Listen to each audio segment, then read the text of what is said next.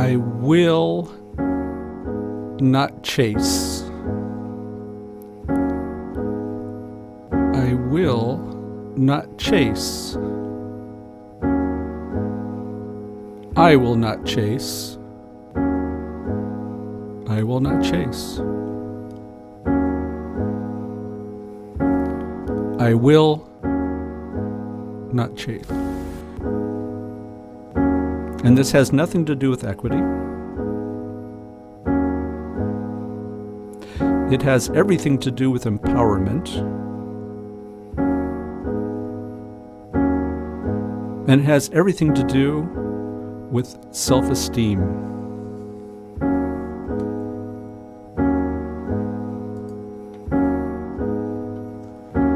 I will not chase. I will not chase. I will not chase. I will not chase.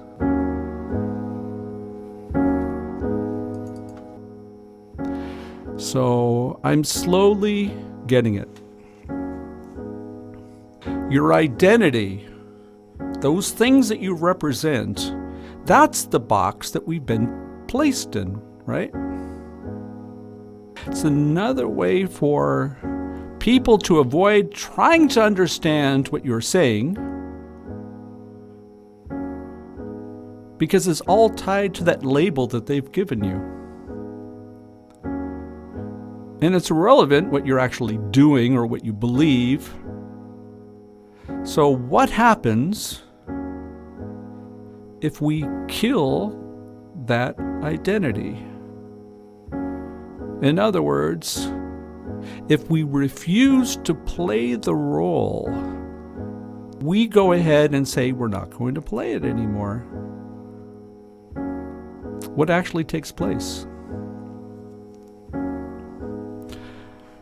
I've come up with 4 scenarios, and I wonder if maybe you might be able to come up with a few yourselves. Either people continue to see you that way, although you've clearly moved on, so they've put you into this box, and they're not capable of actually seeing that you're way past that, and that you've actually progressed. Or people lose interest in you, which maybe implies that they never really had it to begin with. You were simply a tool to be used and if and then required, and following the adage, in case of emergency, break glass. People feel betrayed because that identity that you represented fulfilled a specific psychological need that they had, and you're no longer supplying it.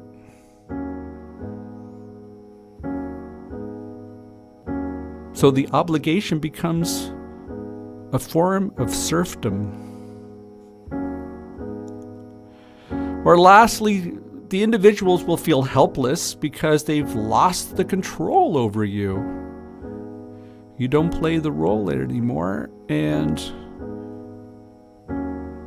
then they'll come to you and say, "How come? Who said you were allowed to do that?"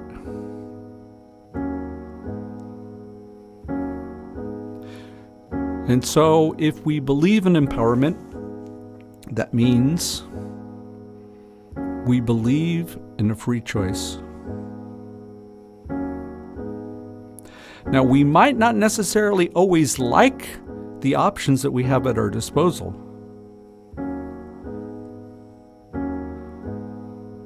And with that, we say we have no choice. But that one is clearly an illusion.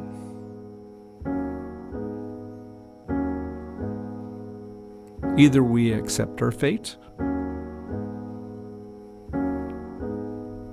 and our self-esteem, it's much stronger, much higher,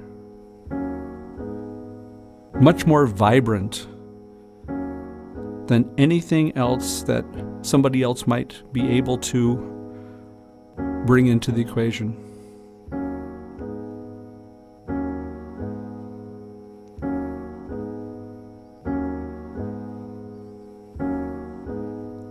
So what does that have to do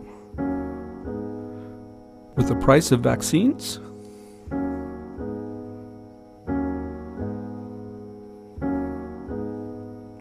In my mind, it has everything to do with the subject.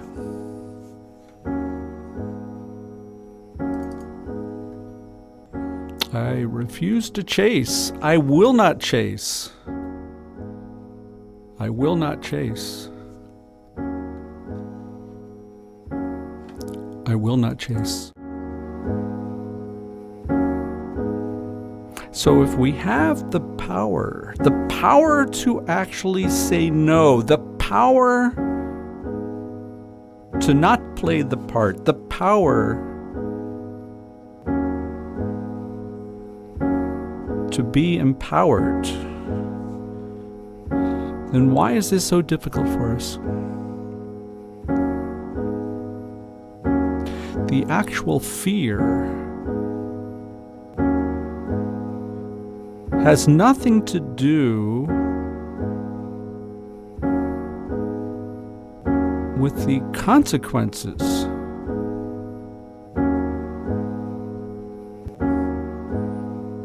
And as we know today, those things that were discussed, going back to Howard Boyle, asking us all to open our windows and shout, "I'm mad as hell and I'm not going to take it anymore."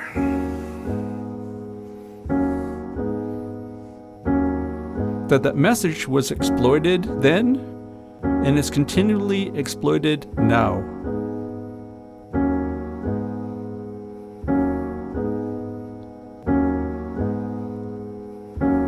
Where we relish in the fact of somebody wearing a mask or not wearing a mask,